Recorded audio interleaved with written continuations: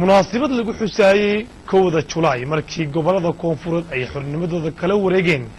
gumaystihii dalka Talyaaniga ayaa waxa lagu qabtay magaalada Jidda. faafaynta warkaasi waxaynu hayaa wariye Cabdiqaadir Qayska.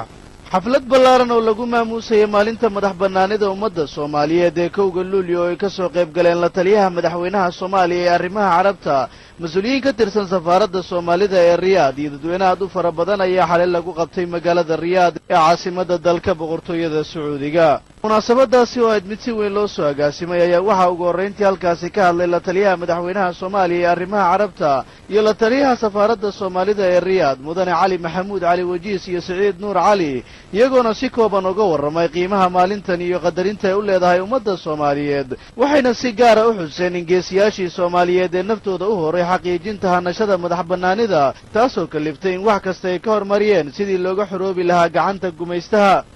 ninka aan quudkiisa iyo madax bannaanidiisa iyo wixii jaabka ugu jirin oo asagoo aan isku filnaan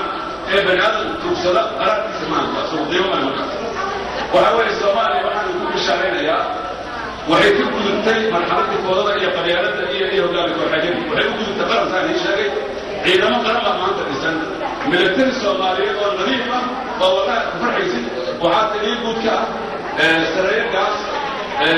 الله كثير عبد القادر شعبي جاليته وحيدين مشكلته وموضع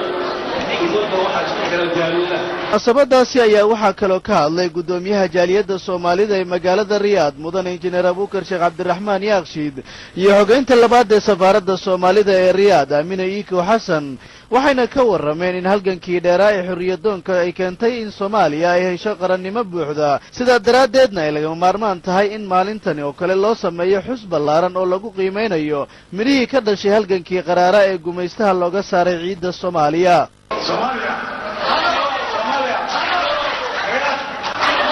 dhammaan dhalinyarada gabdhaha wiilada odayaasha waxaan leeyahay ciid wanaagsan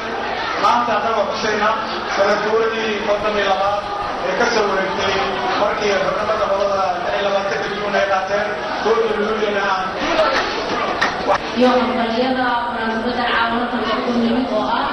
1 Luulyo. Cabdiqaadir Qayska telefishinka caalamiga ah on cable magaalada Riyaad ee caasimadda dalka boqortooyada Sacuudiga.